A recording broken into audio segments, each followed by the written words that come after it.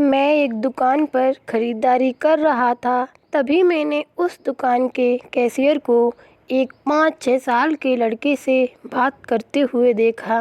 Cashier बोला, माफ़ करना बेटा, लेकिन इस गुड़िया को ख़रीदने के लिए तुम्हारे पास पर्याप्त पैसे नहीं हैं। फिर उस छोटे से लड़के ने मेरी ओर मुड़कर मुझसे पूछा, अंकल, क्या आपको भी यही लगता है कि मेरे पास पूरे पैसे नहीं हैं? मैंने उसके पैसे गिने और उससे कहा, हाँ बेटे, यह सच है कि तुम्हारे पास इस गुड़िया को ख़रीदने के लिए पूरे पैसे नहीं हैं। वह नन्हा सा लड़का अभी भी अपने हाथों में गुड़िया थामे हुए खड़ा था। मुझसे रहा नहीं गया। इसके बाद मैंने उसके पास जाकर पूछा कि यह गुड़िया वह किसे देना चाहता है। इस पर उसने उत्तर दिया कि यह वो गुड़िया है जो उसकी बहन को बहुत प्यारी है और वह इसे उसके जन्मदिन के लिए उपहार में देना चाहता है।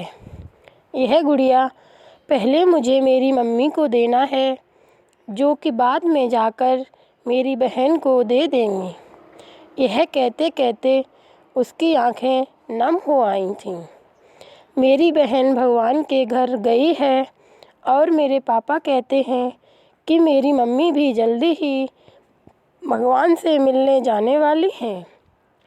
तो मैंने सोचा कि क्यों ना वो इस गुड़िया को अपने साथ ले जाकर मेरी बहन को दे दें। मेरा दिल धक सा रह गया था।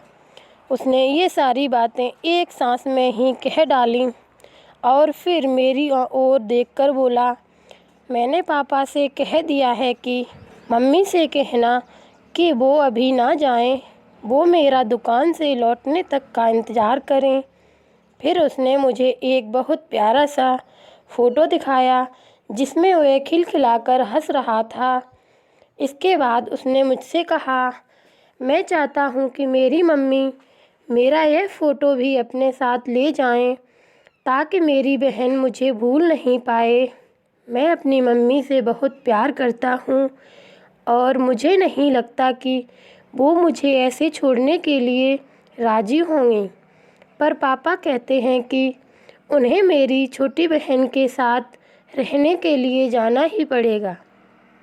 इसके बाद फिर से उसने उस गुड़िया को गमगीन आँखों से खामोशी से देखा। मेरे हाथ जल्दी से अपने पर्स पर पहुँचे और मैंने उससे कहा, चलो एक बार और गिनती करके देखते हैं कि तुम्हारे पास गुड़िया के लिए पर्याप्त पैसे हैं या नहीं। उसने कहा, ठीक है, पर मुझे लगता है कि मेरे पास पूरे पैसे हैं। इसके बाद मैंने उससे नज़रें बचाकर कुछ पैसे उसमें जोड़ दिए और फिर हमने उन्हें गिनना शुरू किया। ये पैसे उसकी गुड़िया के लिए काफ़ी थे। यही नहीं, कुछ पैसे अतिरिक्त बच भी गए थे। नन्हे से लड़के ने कहा, भगवान का लाख लाख शुक्र है मुझे इतने सारे पैसे देने के लिए। फिर उसने मेरी ओर देखकर कहा कि मैंने कल रात सोने से पहले भगवान से प्रार्थना की थी कि मुझे इस गुड़िया को ख़रीदने के लिए पैसे दे देना, ताकि मम्मी इसे मेरी बहन को दे सकें, और भगवान ने मेरी बात सुन ली। इसके अलावा मुझे मम्मी के लिए एक सफ़ेद गुलाब ख़रीदने के लिए भी पैसे चाहिए थे, पर मैं भगवान से इतने ज़्यादा पैसे मांगने की हिम्मत नहीं कर पाया था।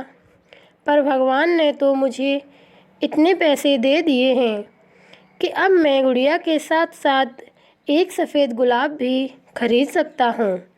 मेरी मम्मी को सफ़ेद गुलाब बहुत पसंद है। फिर हम वहाँ से निकल गए। मैं अपने दिमाग से उस छोटे से लड़के को निकाल नहीं पा रहा था।